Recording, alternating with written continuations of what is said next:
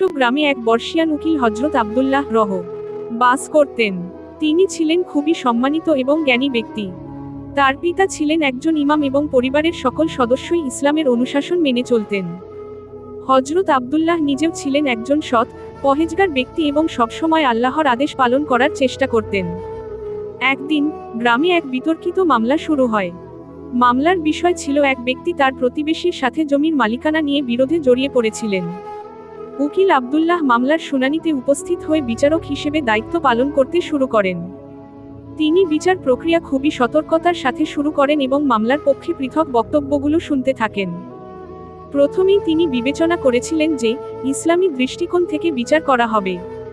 তাকে নিশ্চিত করতে হবে যে কোনো সিদ্ধান্ত নেওয়ার আগে তিনি সঠিক পথ অনুসরণ করছেন। বেশ কয়েক দিন পর আদালতের শুনানিতে গ্রামবাসীদের মধ্যে অনেকেই মন্তব্য করতে থাকেন যে উকিল আব্দুল্লাহ হয়তো ব্যক্তিগত পক্ষ নিয়ে কাউকে অন্যায়ভাবে সাহায্য করছেন। এমনকি কিছু লোক তার বিরুদ্ধে কুৎসা রটাতে শুরু করল। কিন্তু উকিল আব্দুল্লাহ কিছুই না বলেই কেবল আল্লাহর উপর ভরসা রেখে কাজ চালিয়ে যান। তিনি জানতেন আল্লাহ জানেন তার মন ও কাজের ইচ্ছা। অবশেষে আদালতে মামলার শুনানি শেষে তিনি একটি সঠিক ও ন্যায্য রায় ঘোষণা করেন, যা ইসলামী শরিয়তের সাথে সঙ্গতিপূর্ণ ছিল। উকিল আব্দুল্লাহ কখনোই কোনো পেছনের চক্রান্তে বা পক্ষপাতিত্বে ভরসা করেননি। তার একমাত্র উদ্দেশ্য ছিল আল্লাহর সন্তুষ্টি। রায়ের পর বিচারক হিসেবে তার কাজের প্রশংসা করতে গ্রামবাসীরা একত্রিত হন। তারা বুঝতে পারে যে ব্যক্তি আল্লাহর ওপর ভরসা রেখে নিরপেক্ষভাবে কাজ করে তার অন্তর সবার কাছে স্বচ্ছ হয়। এই গল্প থেকে আমাদের শিখতে হবে যে কোনো পরিস্থিতিতেই যদি আমরা ইসলামের বিধান অনুসরণ করি এবং আল্লাহর উপর পূর্ণ বিশ্বাস রাখি, তবে সবকিছু সঠিকভাবে হবে এবং আমরা সঠিক পথে চলতে পারব। এটি একটি মাত্র গল্পের রূপরেখা। 40 মিনিটে শোনাতে বা পড়তে আরও বিস্তারিত করতে গেলে আপনি চরিত্রগুলির অনুভূতি, বিচার প্রক্রিয়া এবং আরও কিছু বাস্তব উদাহরণ যুক্ত করতে পারেন। একদিন একটি ছোট গ্রামে একটি মেয়ে বাস করত, নাম তার আয়েশা। সে ছিল অত্যন্ত ধার্মিক এবং সবসময় আল্লাহর প্রতি বিশ্বাস রাখত। তার বাবা ছিল একজন কৃষক, মা ছিল ঘরের কাজকর্মে ব্যস্ত। আয়েশার সংসারে মোটেও আর্থিক সুবিধা ছিল না, তবে তার মা বাবা সবসময় তাকে আল্লাহর প্রতি বিশ্বাস রাখতে এবং ভালো কাজ করতে শেখাত। একদিন গ্রামের মধ্যে একটা বড় আছড়া ভরা ঝড়ে সারা রাত ধরে ঝড় চলল এবং অনেক মানুষের ক্ষতি হলো।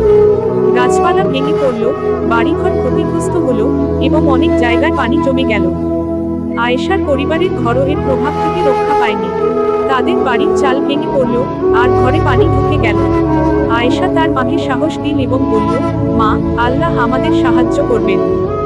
আমাদের চিন্তা করার কিছু নেই, কারণ তিনি সর্বশক্তিমান। পরদিন গ্রামবাসীরা একত্রিত হয়ে ক্ষতিগ্রস্ত ঘরগুলো মেরামত করতে শুরু করল। কিন্তু আয়েশা লক্ষ্য করল তার মা কিছুটা দুঃখিত। আয়েশা তার মাকে বলল, মা, কেন তুমি দুঃখিত? আল্লাহ তো আমাদের পৃষ্ঠপোষক। সবকিছুই আল্লাহর ইচ্ছার ওপর নির্ভর করে। মা কিছুক্ষণ চুপ করে থেকে বলল, আমি চিন্তা করি কিভাবে আমাদের দিন কাটবে। আমাদের কিছুই নেই আর সারা গ্রাম ক্ষতিগ্রস্ত। আয়েশা একটু হাসলো এবং বলল, মা, আল্লাহর ওপর বিশ্বাস রাখো। আমাদের তো কোন কিছু হারানোর নেই যদি তার সাথে থাকি। দেখো, আল্লাহ আমাদের ঠিক পথ দেখাবেন।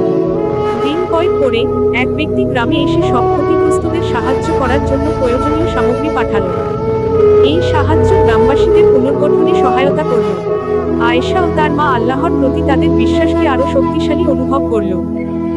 এই গল্পের মাধ্যমে আয়েশার শিক্ষা আমাদের শিখিয়েছে যে ইসলামে যে সবচেয়ে গুরুত্বপূর্ণ বিষয় তা হলো আল্লাহর প্রতি বিশ্বাস ও আস্থা। বিপদ বা কষ্টে থাকলেও যদি আল্লাহর ওপর আস্থা রাখা যায়, তবে নিশ্চয়ই তা আমাদের ভালো কিছুর দিকে নিয়ে যাবে।